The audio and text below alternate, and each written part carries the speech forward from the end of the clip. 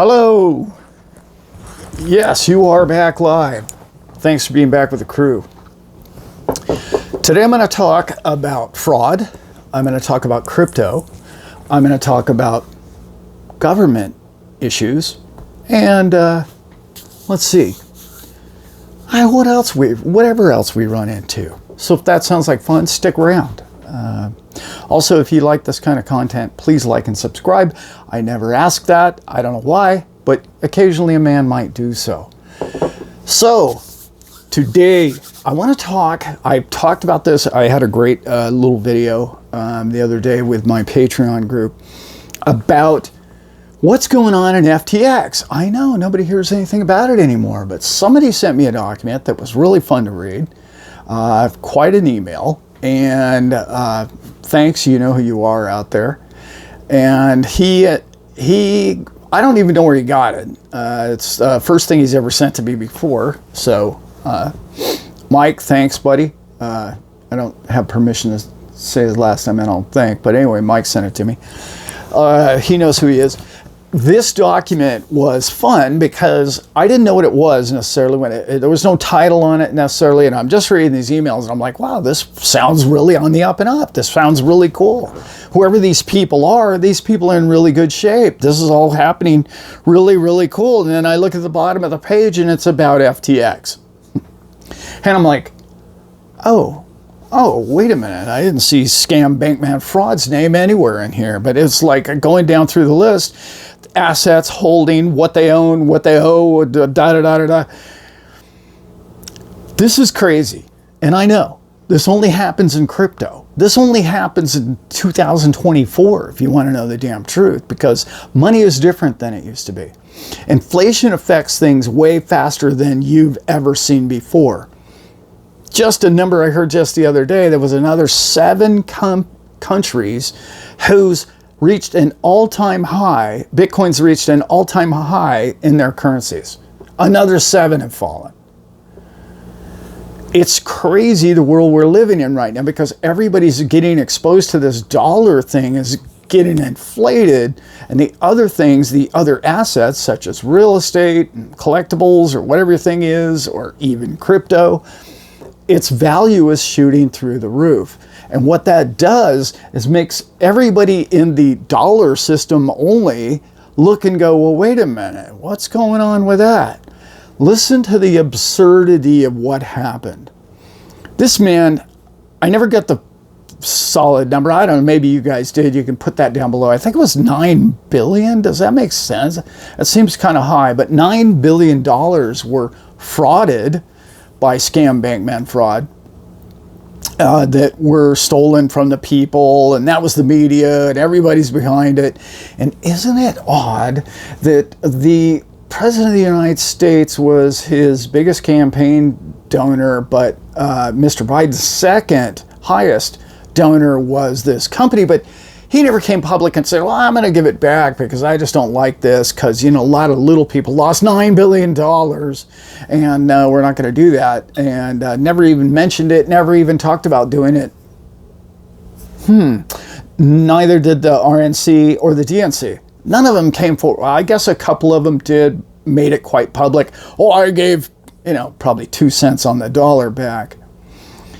But isn't it odd that now, after time's gone by, if you look at the real estate he owned at Silicon Valley and in the Bahamas, and they're liquidating that, and after the markets were going up, and now we're in this bull run, and they're liquidating the coins that he owned, all right, or the company or FTX owned, or the people had with him on his exchange, if you will, have gone up in value to the point where they think they're just about ready to even cover the taxes. Okay, I'm sorry, not the taxes, the fees of the attorney fees. So now we're looking at these people are going to get their money back. And that's where the taxes come in. And they're like, well, wait a minute, whoa.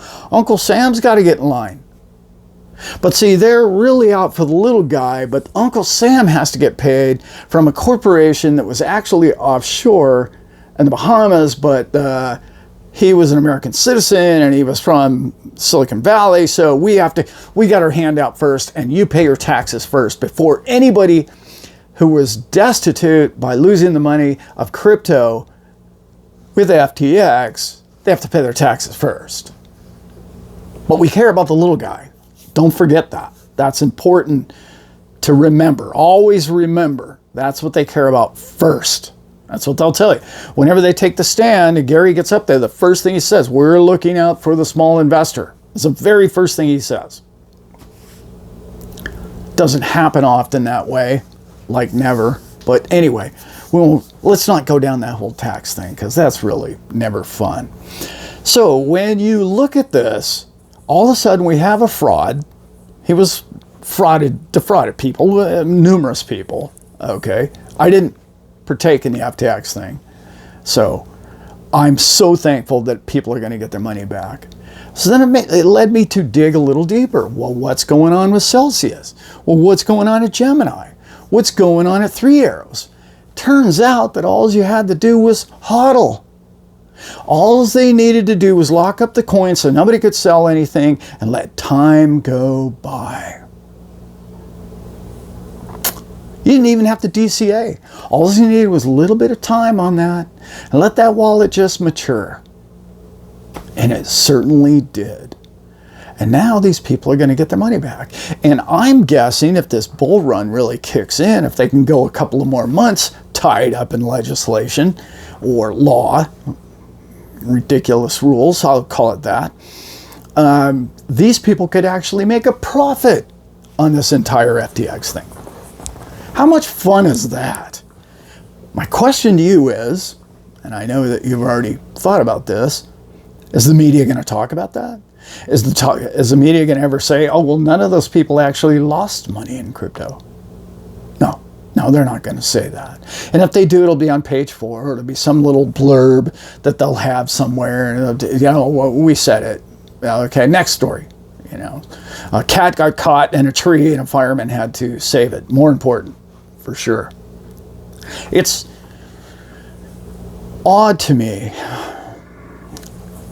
that this Mt. Gox coins, and I don't know if you guys know much about that, and the Silk Road situation, where hundreds of thousands of Bitcoin tied up in this thing for years now. And our buddy Mr. Jeb was involved in all of this, and he was actually forced to sell a lot of his XRP. There's probably people that know a lot more about that than I do, but I went through it at the time, and that's kind of why I didn't get into Bitcoin in the beginning, because I thought, wow, that's not good, that whole Mt. Gox thing. And then it took me a couple of years to really wrap my head around, well, it wasn't really Bitcoin's problem, it was more Mt. Gox's problem. Bitcoin never failed. And that's what I started to really learn about Gemini and Three Arrows and all the rest of it. The coins never failed. People controlling the brokerage or the exchanges or the exchange or the holding of coins outside of your control are always the problem. This Bernie Madoff was the problem. It wasn't the Shearson Lehman stocks, and it wasn't any of that. It was the man in between. This is always the case. Well, oddly enough, for the first time in man's history that I can think of, that somebody's going to go to jail for life, yet nobody lost any money. That one's tricky. I mean, I don't like the guy, obviously, and he did a lot of things that I wouldn't have done, but nobody lost any money, or most people are going to be able to get their money back. It certainly looks that way, and particularly, like I said, with this bull going. But he's still in prison for life. Well, true, he did commit the fraud, so there is that. But anyway, it's interesting to me. Those are the kind of things that make me scratch my head and go, wow, this is really wild times we live in. But nobody seems to want to talk about. So let's get back to why they want to give everybody their cash back instead of their coins. Right? Let's remember the FTC, okay, and other. So when you look at what they're doing, okay, and the way they manage their handling of the penalty phase or the reimbursement phase of any of these coins, okay, they always liquidate at market price and give you the cash. And then, Elizabeth and I were out to dinner the other night. She's like, "I just doesn't make any sense. I just want my coins back. I want Gemini to give me my coins back that we were staking." Yeah, I know. Doesn't that make sense? I don't know. We should just get that. But when you think about it, you probably already figured this out. You guys are pretty sharp. When you think about it, what does it do when they liquidate and they hand you cash? Oh, that's right.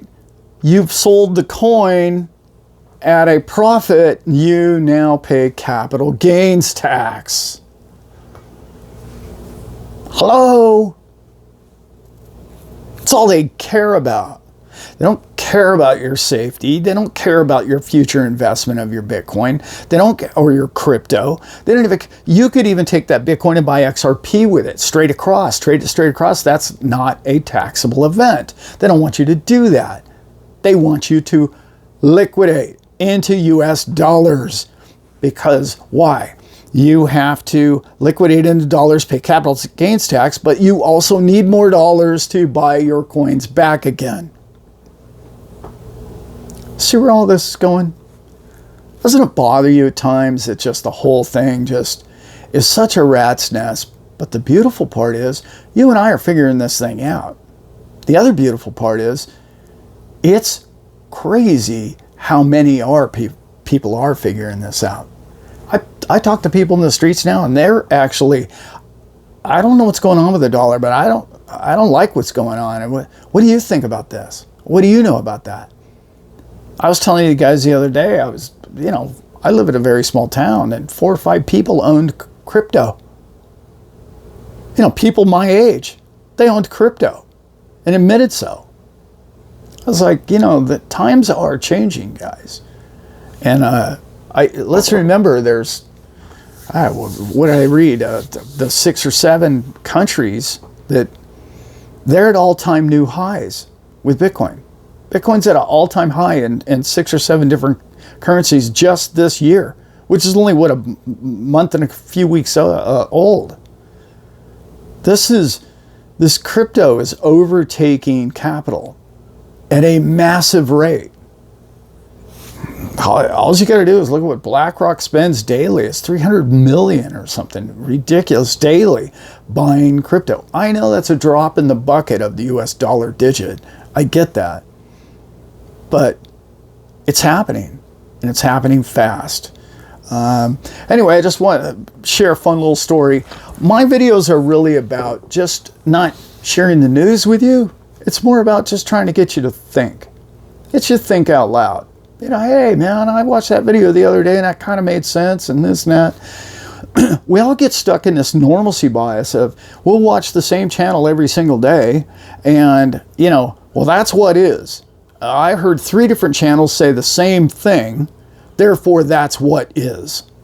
And I really highly stress that you go outside your box every now and then and try and learn about other coins and try and learn about other formats and investment profiles, because there's so much out there right now, and a lot of this US dollar hegemony stuff is really collapsing all around them in this banking system. It's not going to be a good idea to be, my opinion, to be in anything other than hard assets going forward. If that whole thing were to come down. Again, that could take years from now. We don't know. But I would highly advise that if you don't have any exposure to any precious metals or crypto, you might want to consider it, because honestly, it's that time. It's getting to be that time. And this next round of printing is going to become very obvious to anybody. And anybody that lives anywhere, things are 50% more expensive than they were 2 years ago, 3 years ago. I'm sorry, they just are. And That's a reality that we're all dealing with. And I don't care what they call the CPI numbers, because the CPI is exactly what they're doing with those numbers. So that's why I don't cover them. I don't cover any of the mainstream, macro event of, this is what is, and this is the unemployment rate. I don't cover it because it's hogwash. There's absolutely no value in it. And it blows my mind how many great, incredible minds in the economics field actually put any value to those numbers at all. I'm like, what are you doing? That isn't reality. You're basing your opinion upon something that's clearly fraudulent. This is fictitious numbers, if you will.